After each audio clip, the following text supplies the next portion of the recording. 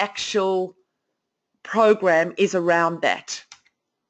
We have 2-day programs specifically for women, and those kind of programs are talking about the emotionally intelligent woman, the woman who communicates well, the stress-free, resilient woman.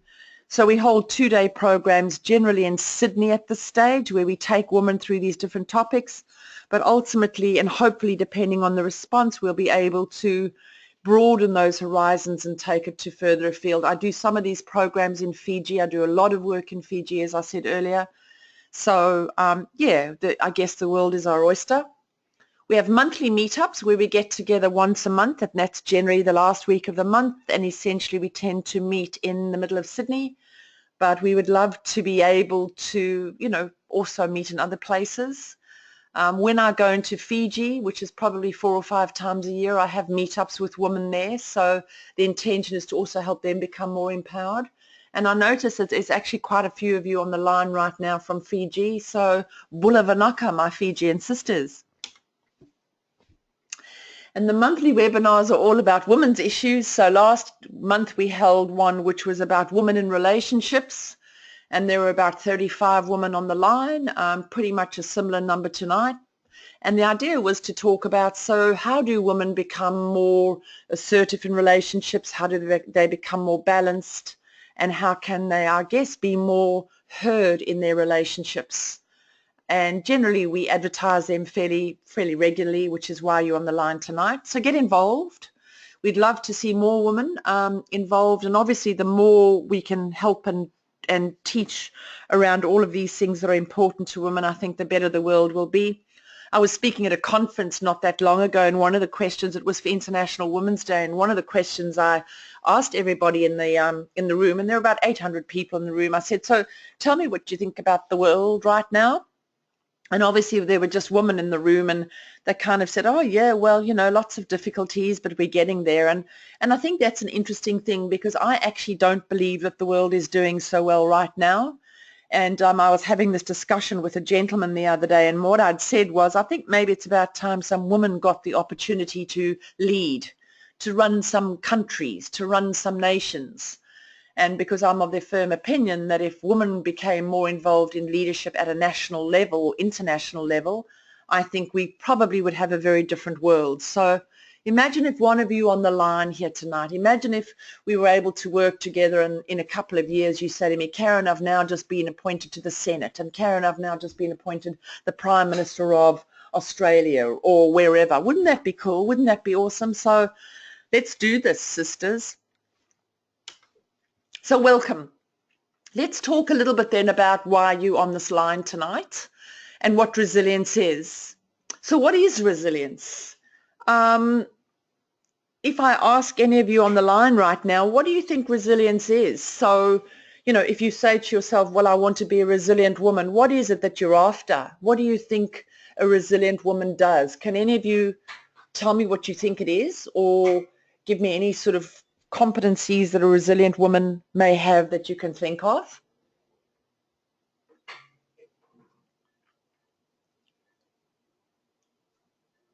Okay, well, there's some things coming through. I'll just wait for you to continue. Dealing with adversity. Yeah, I think, thank you, Sonia. I think it is that. Dealing with adversity is partly what resilience is, but it's a little bit more than that, because I think it's about dealing with resilience, but also the way that you deal with dealing with adversity. Recovering from setbacks, absolutely, MJ, thank you for that. So the ability to bounce back in the face of adversity. Survival, Lou, thank you for that. Has the strength to cope with challenges that come your way. I think that all of those are really meaningful answers. The ability to bounce back in the face of adversity, and the reason why that's a definition is because they say that there's obviously a lot of research around resilience and what it means. And what's interesting around the research is that not everybody has the ability or has the skill set, if you like, to actually bounce back. A lot of people who are facing adversity or setbacks or challenges let those challenges or setbacks overwhelm them. So they don't actually bounce back and get back on track. And I mean, I think for each of us online here, or me even talking, there could be so many examples that we could talk about. But I think it is the ability to say, okay, well, whatever's happened has happened. There's nothing I can do about it, but how can I recover from this? What is it that I need to do to get myself back on track?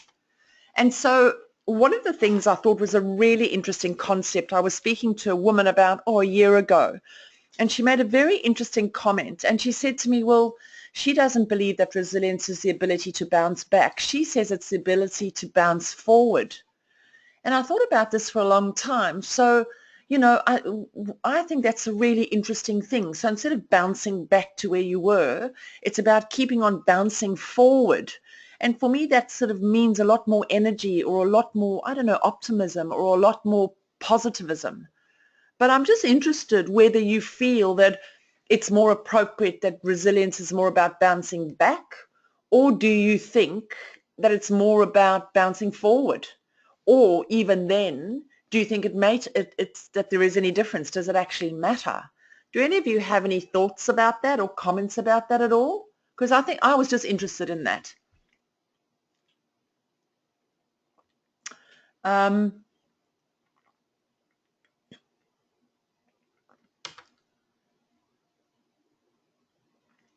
So I think you make a good point. It's learning from the hard times and moving forward from them, Lou. Thank you for that. Bounce back stronger, or bounce forward stronger, Megan. I'm just wondering if, so Lou, you talk about learning from the hard times and moving forward from them. Maybe that buys into the bouncing forward.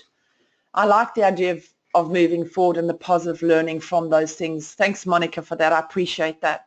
So resilience is the process of adapting well in the face of adversity, trauma, tragedy, threats, or significant sources of stress, such as family and relationship problems, serious health problems, or workplace and financial stresses. And I think that's a really interesting thing, because those are the sort of things that women deal with all day, every day. And a lot of men might say, well, yeah, okay, so why is resilience so important to women? Because that's what men deal with as well. And I think they do. The only thing I think, or one of the many things I think about women and resilience, is that we seem to be coping with so many more things. And, you talk about multitasking, and you're talking about, having a career, running a family, doing the shopping, doing the cooking, doing the cleaning, being the cab driver, running kids here and there. And I think in many ways it is more around demanding of women on what we do, the roles that we have, the multitude of roles. And I think in many ways my feeling is that that's often why we get so exhausted. And what are we going to do about that, really? So I just wanted to share this with you, because I thought this was quite important, that there's a lot of research into understanding resilience, and understanding why resilience is what it is. Can you learn resilience? How do you learn resilience? What can you do about obtaining resilience?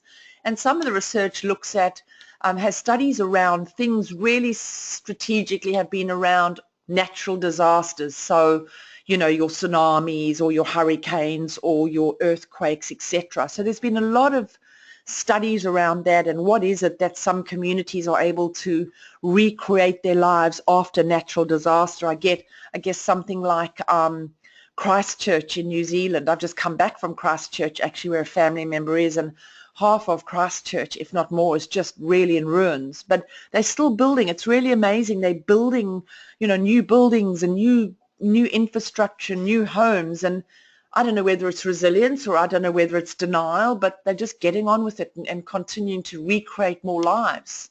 Warfare. So a lot of work around, or studies around, things like the Holocaust, Second World War stuff, and what is it that makes some people, for example, come back from warfare and able to bounce back and be resilient, whereas others, for example, are forever traumatized. And I think to be forever traumatized by war is something that most people would be, particularly when they, you think about the horrors of warfare. And yet there's some that seems just kind of keep going, whether that's in denial or whether that's just trying to move forward as best they can. Mental illness, such as post-traumatic stress disorder, there's been a lot of research into that, and depression. So there are studies around resilience, and I think it's important to really look at, so what can we learn from that as women, and how can we apply some of those studies in our lives? There was a really interesting thing which I wanted to share with you, which I think is interesting. It talks about, so how do children learn resilience? And I'll just go into this little explain here. It says the power of one strong adult relationship is a key ingredient in resilience in a child, a positive adaptive response in the face of significant adversity.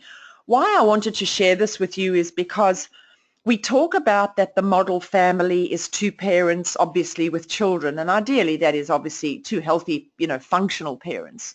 But why I thought this was a particularly interesting thing in terms of females and growing resilient is that the studies show that a child, be it male or female, can actually become very resilient if they have a strong relationship with a highly functional one adult.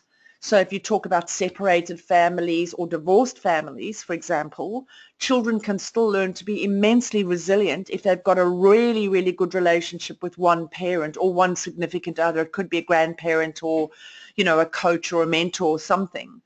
And I think that's really interesting because most people would think, oh, well, you probably need two people, mum and a dad to really get it right. But actually the research doesn't say that. You just need one person to whom, or child needs one person to whom they can truly attach, that they can be able to learn about adversity and be able to take those learnings from childhood and then replicate that resilient ability to bounce forward, bounce backwards as they move throughout their lives. So I thought that was pretty significant. So just wanted to share this with you as well. There's a strong relationship between resilience and managing stress. So apparently by managing stress well, women tend to become more resilient, and because they're more accepting of life and happier, they tend to live longer, which I think was really interesting. I'm wondering, I don't know if any of you have ever been involved in aged care, but I do a lot of work in aged care, and what's interesting around that is that I'm thinking of 1, 2, 3 aged care facilities that I'm working with at the moment, and the general people in aged care facilities are women.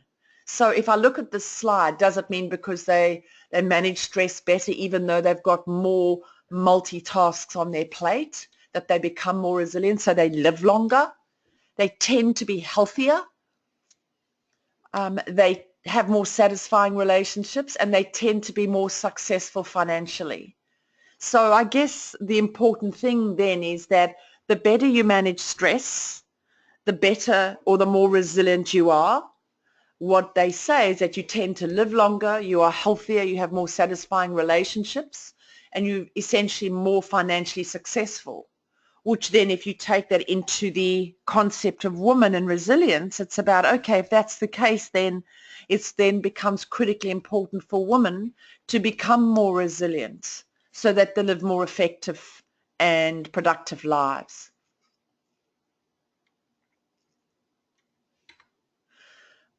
Human ways of thinking, one of the things I really think is important, and in all the work that I've done, and this, as I say, there's so much sort of background reading and studies around resilience, is I honestly believe that in doing this work for so long, that one of the key aspects of resilience is how you think about what happens around you. So if you think about life, and I was talking about this at a conference the other day, life is a perception.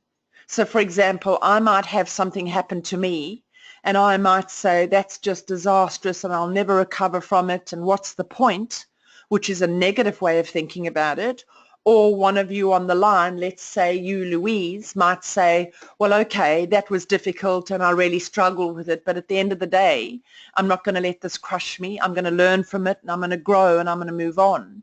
So my experience is that resilience very much is a way of thinking about things that happen to you in your life and the kind of scripts that you say to yourself about how am I going to recover from this.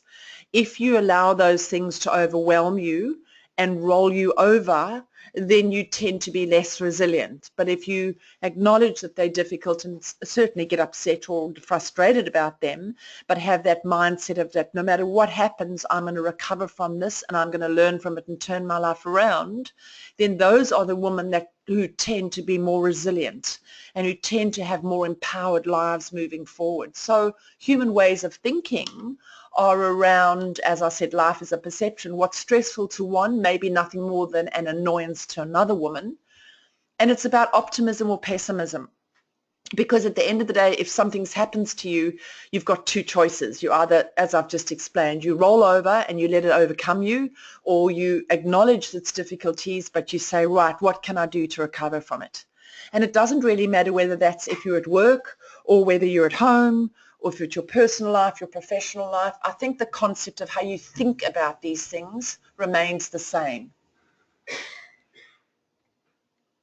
So comes back to what I'm saying, thinking resilient ways. One of the things I always say to my clients and even my children, for example, is so when life does throw you a curveball, the 4 words I always say is, how can I recover?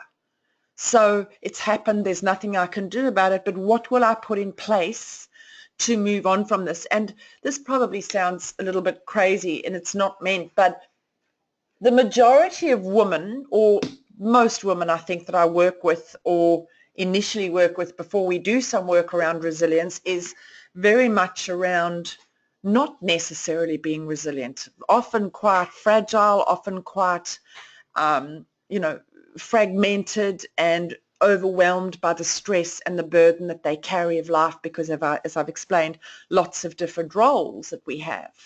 But it's about being able to keep on top of those things and always keep the mindset of being able to be resilient. So I think one of the learnings out of all of this is to, when you do think negatively, is to challenge that life script. We call them life scripts. So, okay, well, my car blew up.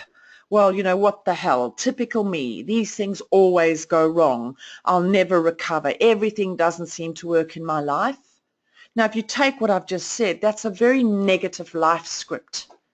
But if you say to yourself, okay, well, my car's blown up. It's a real inconvenience. It really drives me crazy. What am I going to do about it? Okay, I'm going to get the NRMA. I get really frustrated. I don't have the money to fix it, so I might have to borrow a car for the while. But at the end of the day, I'll come back and try and work it out so that I do have a car that I can use. So when things do happen, it's about trying to see things positively, because as I've said earlier, positive thinking brings resilient consequences.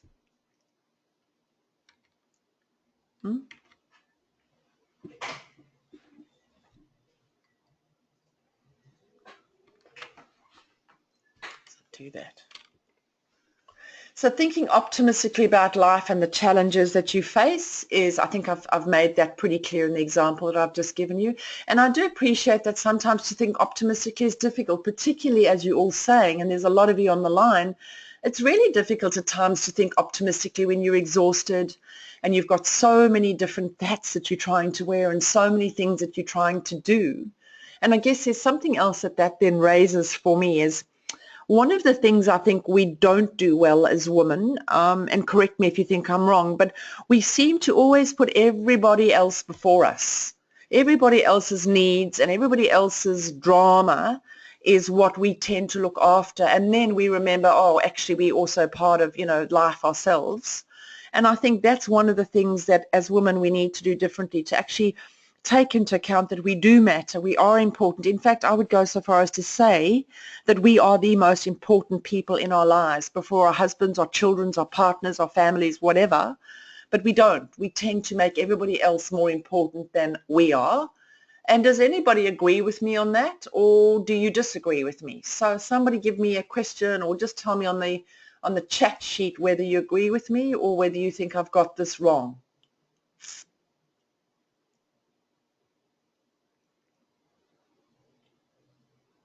Okay, you agree. Thank you, Lou. Appreciate that. Okay, so think, can do, not cannot do. One of the things I find really helpful when I feel overwhelmed and I'm feeling a little bit stressed at times is I compartmentalize and I break things, I chunk things down. What do I need to do now? Then what do I need to do next? Then what do I need to do next? As opposed to going into my home when there's so much to do and I feel overwhelmed, I actually write little lists to myself and break things down so that I'm able to feel as if I'm more in control of what I'm trying to achieve. And I find that very helpful. So I think can do, not cannot do. And as I say, I constantly ask myself, okay, this has happened, how can I recover?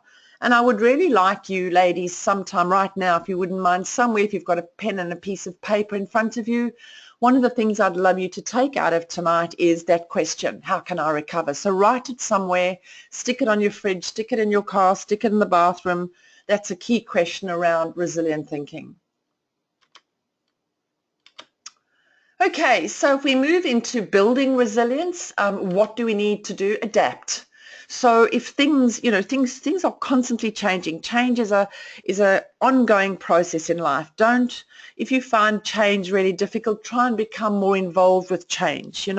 It could be things like, well, you've always got up at 5 o'clock in the morning. Now you can get up at 7 o'clock.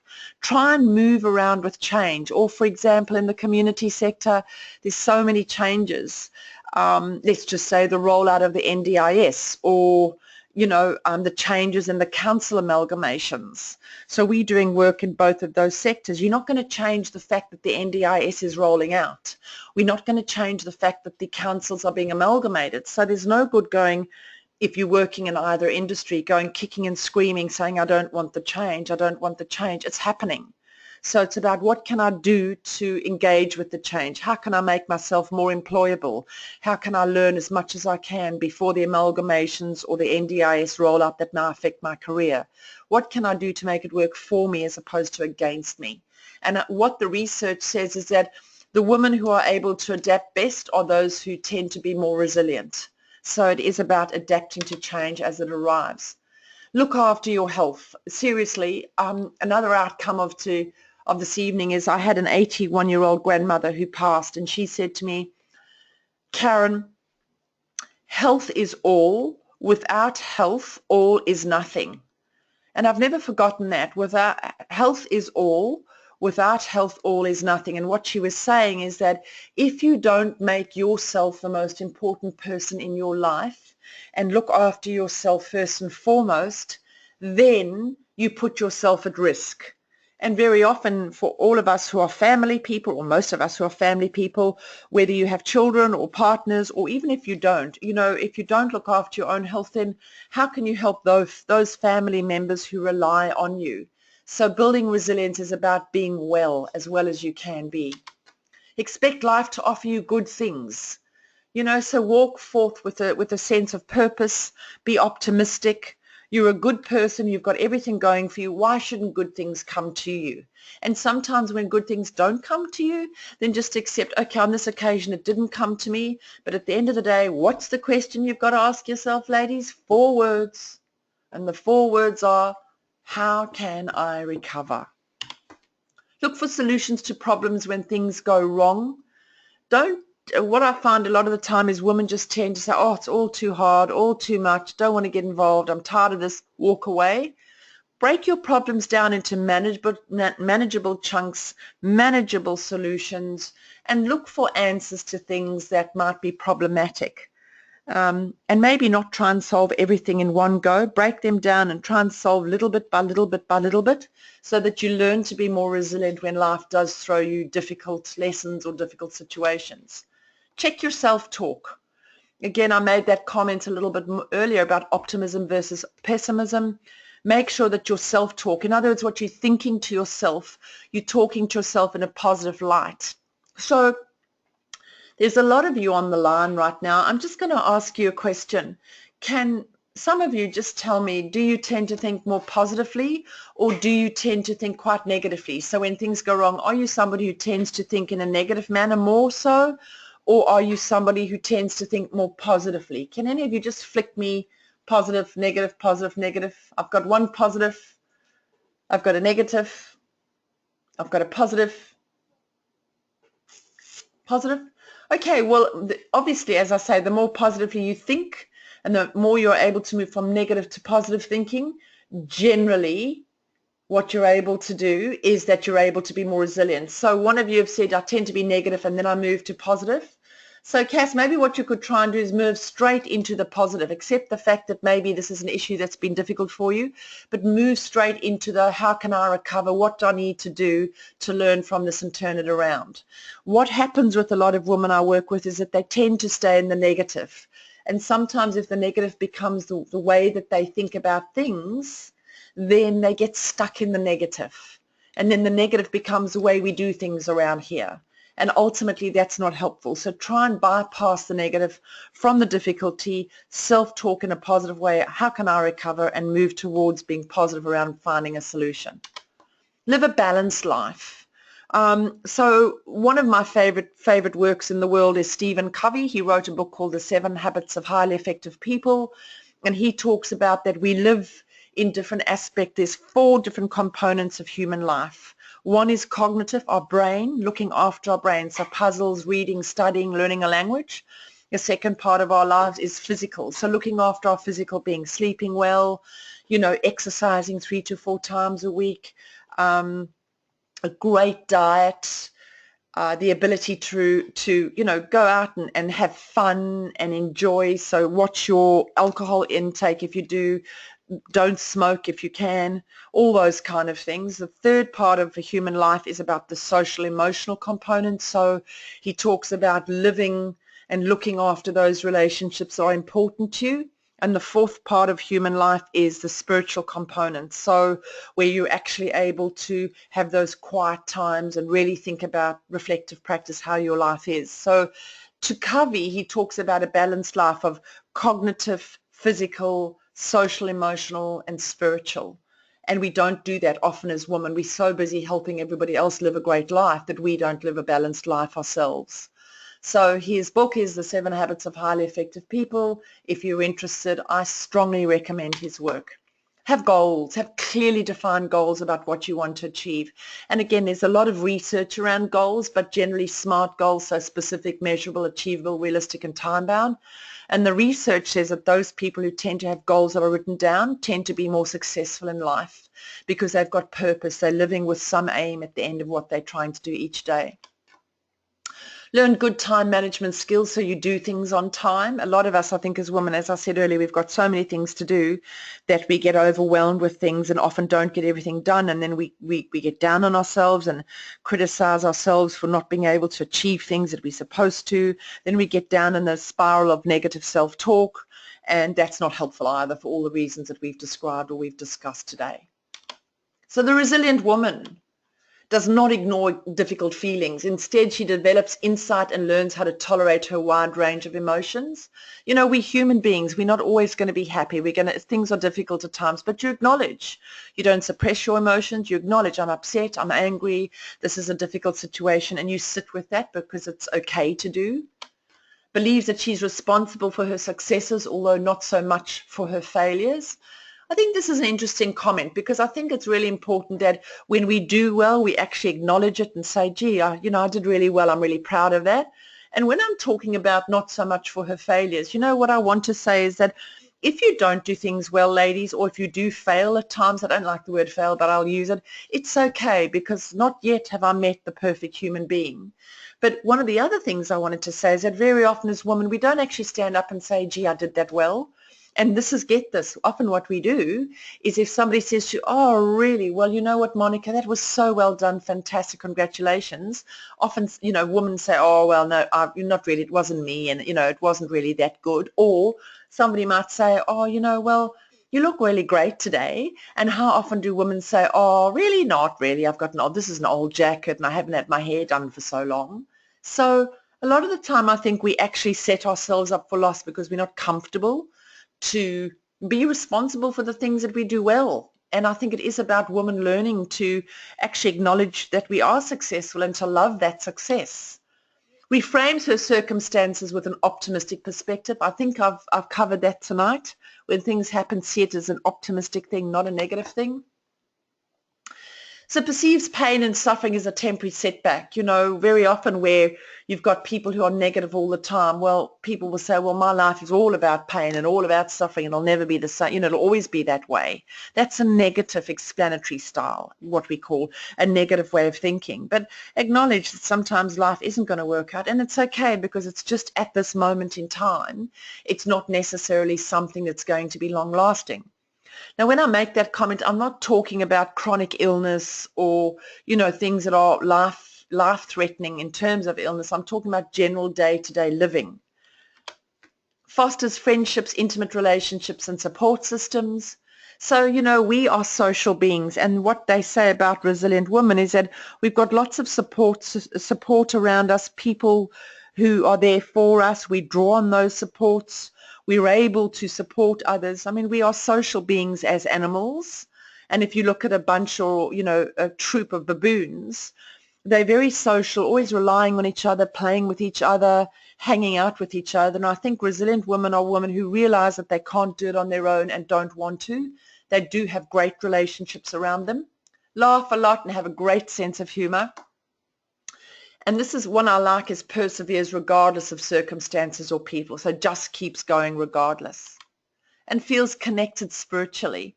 I was interested in the spiritually, but I threw it in. I think it could be feels connected spiritually, emotionally, physically, cognitively, just feels connected with the world, with the land, with people around them, with their children, with their clan, is connected as part of a social enterprise, if you like.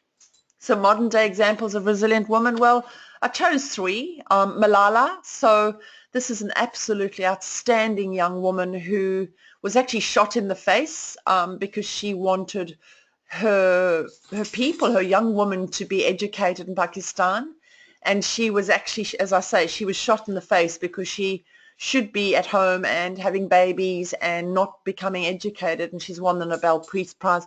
Fantastic, fascinating young woman who I just think is going to turn the world on its head. I chose Hillary Clinton, and some of you may disagree with that, but I chose her because, if you think about Hillary Clinton, now don't look at her from a political perspective, but honestly, if I have to be so cheeky as to say the crap she's put up with and still puts up with, and she just seems to keep on bouncing back. I mean, there she's still in the running for the President of the United States. She's got a personal life, I think, that is probably less than exemplary. Apparently there's a book that's just come out about her husband's, how can I say it, activities away from home, and it's just being launched this week. She's, attacked politically. She's vilified politically. I think she's a fairly resilient woman. And then there's a beautiful, Mother Teresa, who didn't matter. She was actually quite unwell for a long time, and she just kept going and just kept giving and giving and giving. And, I think that all 3 of them in their own way are fairly extraordinary women. So the 6 Kings about a resilient woman that I wanted to share with you, I actually got cheeky. I can't help myself. I actually threw in another one. So bonus, being value for money, as they say. They have a positive image of the future. And that sort of has been encapsulated in what I'm talking about. So positive, positive, positive, even in the face of really abject adversity. They see bad things that happen to them as temporary. So it's not that my life is always this and I'll never be able to change that and nothing works. My life is, constantly bad. They do know that things will change and things will turn. They don't let setbacks affect their whole life. They're able to, even no matter what comes their way, they're able to keep going and create a life around whatever setback that brings to them. 4, they don't take what they don't succeed at personally. So if they don't do something well, or if they do something and they fail, they don't say to themselves, well, it's because I'm useless, or I'm a bad mother, or a hopeless wife, or I'll never be able to do it. They acknowledge, okay, that didn't work, so what do I need to do now to make something work? How can I turn this around? I.e., ladies, what's the question?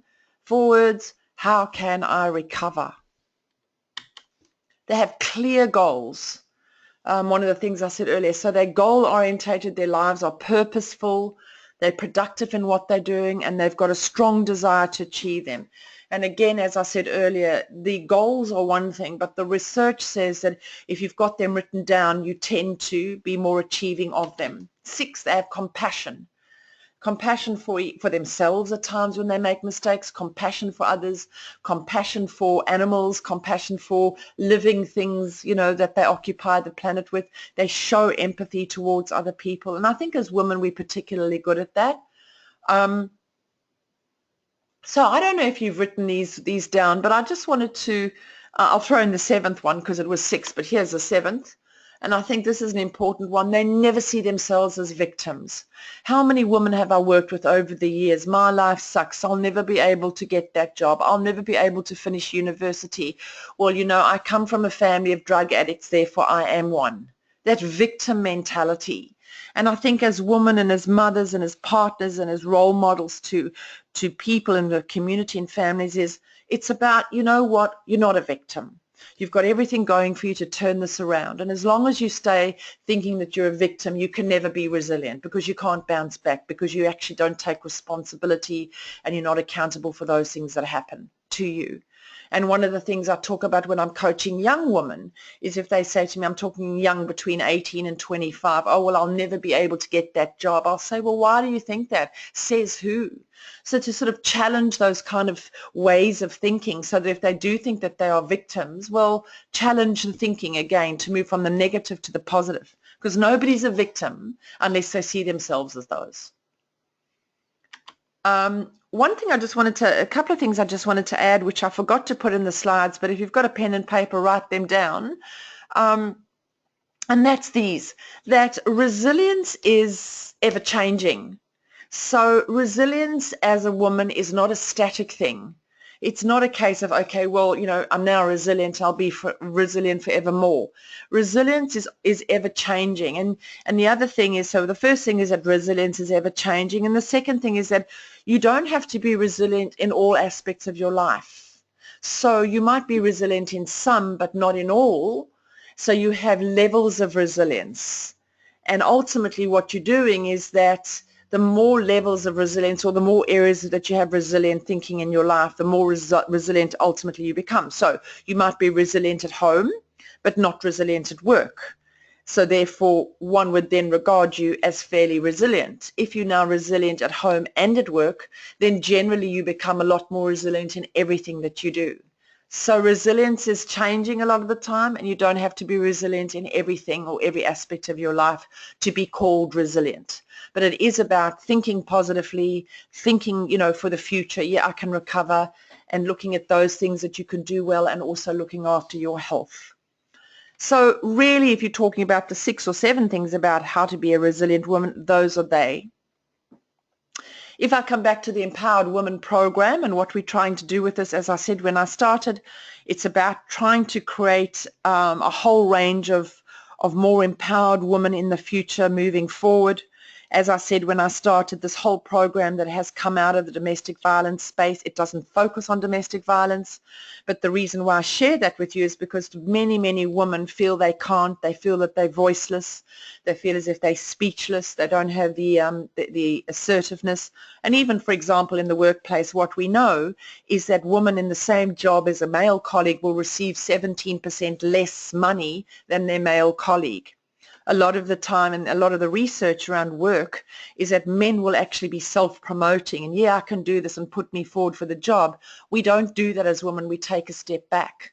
So part of being resilient is about actually acknowledging the fact that you have as much going for you as what anybody else does, and being able to have a voice around that and stand up for what it is that you want and fight for it and go out there and get it, because you're just as good as anybody else.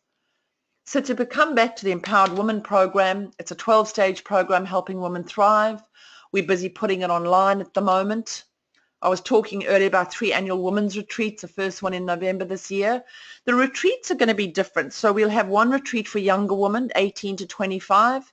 We'll have one retreat, I think, probably for 30 to 45, and then maybe 50 to 65-year-olds. That's the thinking at the moment.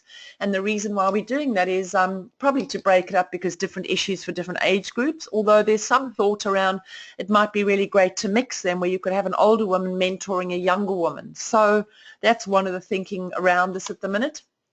As I said, we'll have the first annual conference next year, and I hope as many women from around the world can come and learn more about the stuff that we're doing. Receiving and for women who are part of what we're doing, receive ongoing readings, articles and blogs about women and thriving. We have a Facebook page, which I'll talk to you a little bit more about just now. Various 2-day women's programs, dates to be advertised. We're in the process of compiling a new website, and the dates will be advertised on those. And these are the programs that we will be running. So the Emotionally Intelligent Woman, Communicating Confidently as a Woman, the Stress-Free Resilient Woman, and the Empowered Business Woman. Probably the first two, the emotionally intelligent and communicating confidently, will be done September, October this year. And the intention is in the very short space of time to get these online for women who would like to do them online. I still prefer face-to-face, but I do appreciate that a lot of you aren't here. Some of you on the line are from the States, some of you are from Africa, some of you from Fiji, so can't all get here. I guess that's a fair comment. So what we know, obviously we're already running some of these programs. We know that the Empowered program takes you from this to this. So a sense of zest, a sense of empowerment, a sense of turning your lives around, moving forward. You will see more about this program as it comes to light. You are invited to monthly webinars, so we send the monthly webinar information out, which is why you're on that webinar tonight. I'm just repeating myself. I don't know why, but there you go. And if any of you are interested in the first retreat on the 25 and 26, please let me know. And as soon as the new website is up, which will probably be in about another 2 weeks, then you'll be able to actually put your book yourself on that program through the website.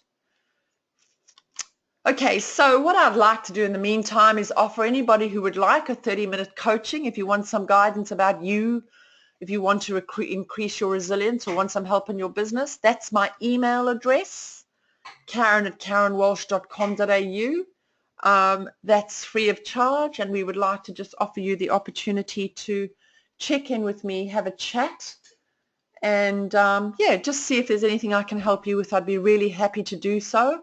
And then, as I say, as we move forward, then I will be sending you a lot more information as the Empowered Woman program comes together in a more concrete way. So at this particular point, are there any questions from any of you on the line? We're tracking well to time at 7:22, but if there are any questions, I'd be very happy to take them now.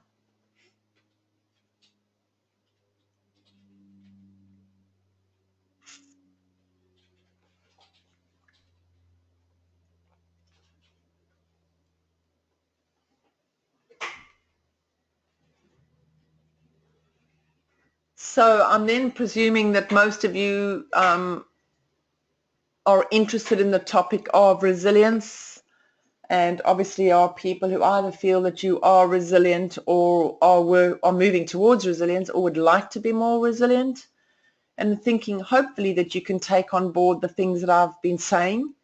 I've got a question here. What is your next webinar about? Interestingly enough, the webinars really are driven by the women who are on the line and who I work with. Probably we might do something about women who are starting a business or women who are wanting to start a business, so maybe startups or women in business. But the other thing is that if you have any topic that you feel you would love to know more about with regards to women, and that could be both, careers, professionally, personally, relationships with parents, relationships with children, it doesn't matter what it is, ladies, I'd be really, really happy to have your input. In fact, I would really, really welcome that. It's been an absolute pleasure to talk with you this evening. Thank you so much for joining me. And the Karen Walsh website, which is www.karenwalsh.com.au, that's the website that we're actually updating. But if you wanted to go on the website right now, you'd be able to download an ebook. And I think the ebook is on relationships, if my memory serves me correctly. So it's about women and relationships. But I just want you to know that I've really enjoyed talking with you. If you would like some coaching, or if you want to have a chat with me, please feel free to email me at karen@karenwalsh.com.au. Otherwise, watch this space, and I really look forward to working with you or speaking to you more about this Empowered Women series. And I guess ultimately is to make a huge difference in the world, because heaven knows the world ain't doing so well right now. So thank you, ladies. There's a lot of you on the line. I really appreciate your time, and it's been an absolute pleasure. Thank you.